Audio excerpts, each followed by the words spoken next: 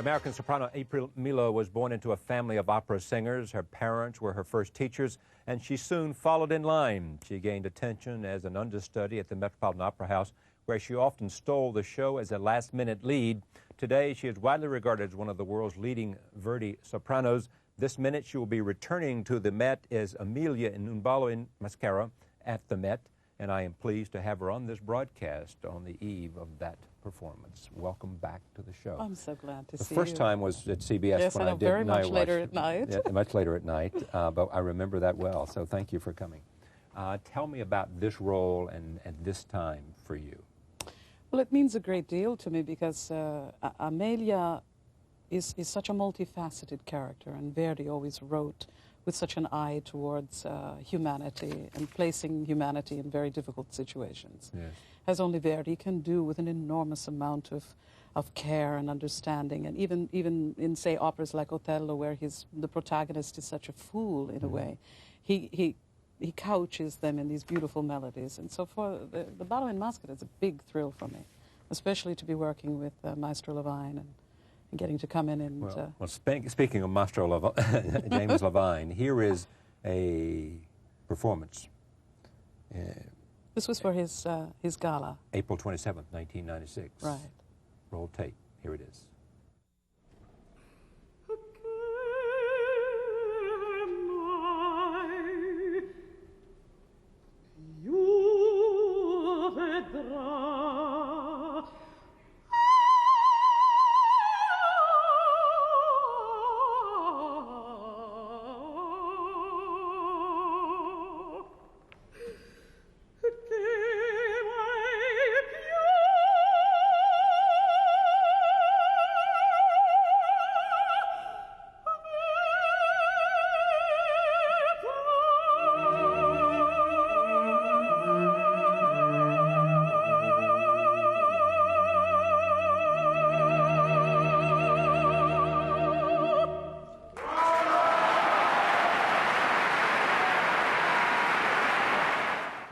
To hear that kind of applause coming at the conclusion of a... Well, Ruth Gordon used to have a wonderful thing to say after I believe she won an Oscar, and she said this was an enormous encouragement, and I feel the same way. At the end of an opera, you hope that you've done that well enough in order to garner that kind of attention. What I like, if I may say to you, is that we do so much in life to discourage people from having any passionate reactions whatsoever.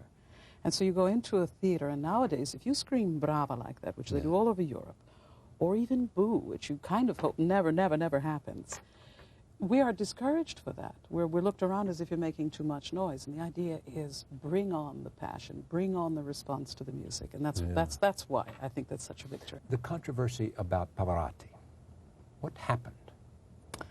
I think someone even used the word scandal, which I hardly think it is.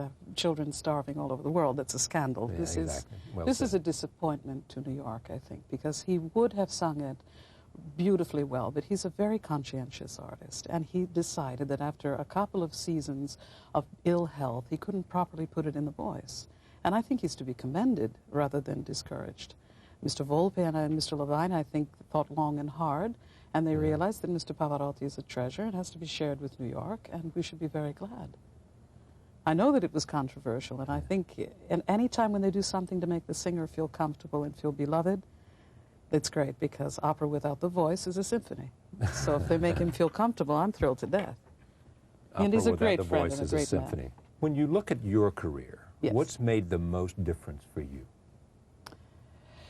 I think in the beginning, I grew up listening to records, and then I managed to find a wonderful teacher, Rita Patane, and then in my heart of hearts I said, if I really want to be able to carry on the tradition and not just pick up a paycheck at the end of the show, I have to get to the people who will teach me correctly. And I would probably think that aside from Renata Tebaldi and some of the people who I've had tremendous affection for and also inspiration from, I would say Jimmy Levine was the biggest difference for me, because he keeps insisting on a growth. He keeps insisting on a courage. He keeps insisting on a continual growth towards the end of the career, of course. But you continue to study and continue to do search. It's beautiful. For one who's musically ignorant as I am, when they say Verdi soprano, what does that mean? Well, it's a term I think that's it's little understood today, really, because there are many singers who can sing the notes, but it's not the same thing as having what I call the psychological edge. It's a Stradivarius in the voice, if we can say it that way. It is a voice that is supposed to be dark, but not false dark.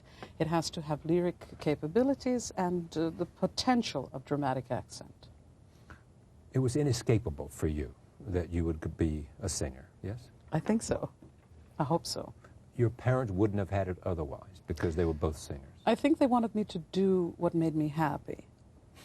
As long as it was music. Yes, and as long as I stayed quiet. They knew that I just fell madly in love with this very crazy spiritual world of music.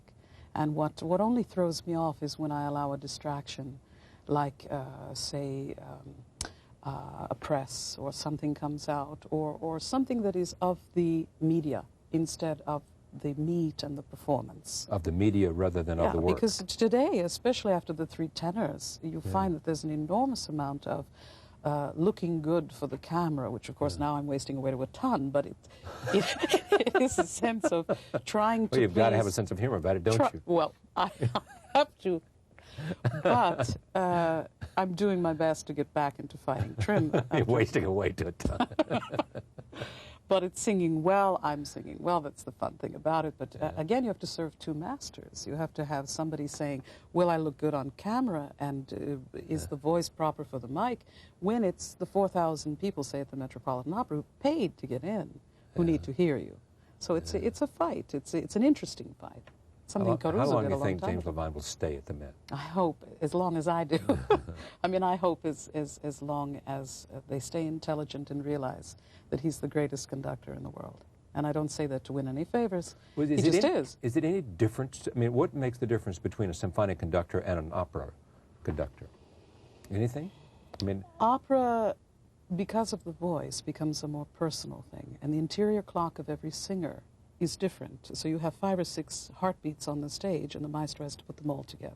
Yeah. In an orchestra, you are confined exclusively by the composer's intentions. Sometime in singing, you are allowed a certain amount of free fall, an amount of creation. But the difference he has made for you is more sort of career guidance than it is, and giving you an opportunity, than it is sort of influencing a particular role or performance. See, the thing that is so remarkable about Jimmy, I mean, there's so many things, there's a long list, as long as this table.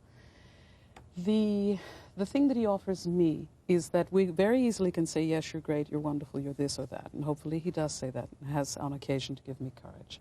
What he asks me to do is always not just to be content with what we've done, but how much better we can do the next thing, and how much closer we can serve the composer, and how humbly we can face the music. And in a career, which I'm happy to say it's now, what, my 15th year at the Met, what is happy to say in this age of where the attention span of most of the critics and most of the people actually are very short, I have grown up in front of the public in New York. It's unheard of. And it's going to have its highs and lows. It began when you were how old? I made my debut at La Scala at 24. And then I made my debut at the Met. As a stand-in, or? No. No, I made my debut in a leading role. Yeah. The at 24. Ernani at La Scala, which was great. A lot of fun. When did you work with Von Karajan? Von Karajan was an enormous adventure for me. I was all of, 24, 25 years old, and I had the enormous pleasure of having as a good friend Elizabeth Schwarzkopf. Yeah. And she said, Aprile, why don't you come to Europe, and why don't you let me take you to Herbert? Or I even think she said Herbie, but I don't dare say this now. I don't know for a fact. But she said, why don't you come? It'll be the first time I've ever heard of Herbie.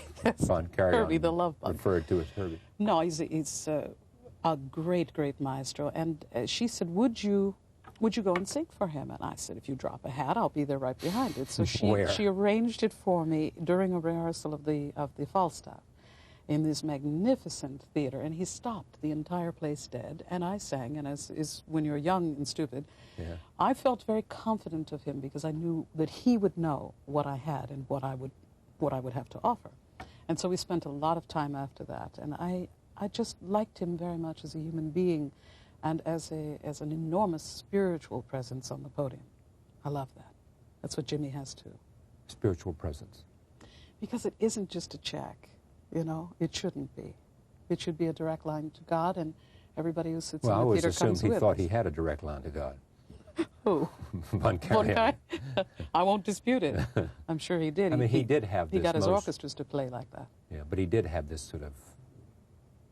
Yes, he did. Suffer no fools. Yes, but then in every profession there are so many fools. I don't mean to sound presumptuous, but there are so many people who are doing it for the wrong reasons. How about Zeffirelli? I love him. You love him? Oh, he's adorable. He's one of the greatest geniuses we'll ever have. Truly a genius. I love his movies. I've loved what he did on the stage. I was happy enough to do the Turandot that he did at the Met, and it was, they say you get lost on his stage. You don't get lost on his stage. You get lost in a world.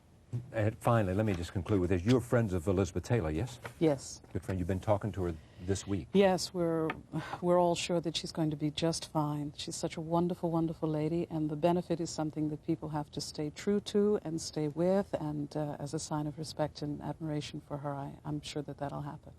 And she's got to be well to come to La Scala. Yes. She promised me she'd come for the Toscas. She had a benign tumor, yes? Yes, happily it's benign, but it's very, very, very difficult news to hear when you go in for a common cold, more or less, to have someone say you have a mushroom growing in your brain. It's not a very, very nice thing. And what I'm hoping that all of Los Angeles and the world will do is pray with her, continue to support the foundation, and for goodness sakes, because or if she can't come, they should stay true to that foundation and stay true to that evening. There should be no withdrawals. Let's hope not. When will you be at the Met? In February. February 17th, is it? 19th is the first night. Okay. And I'm really looking forward to saying hello to the New York public again. Thanks for coming. Thank you. Thank you for joining us. We'll see you again Monday night. See you then.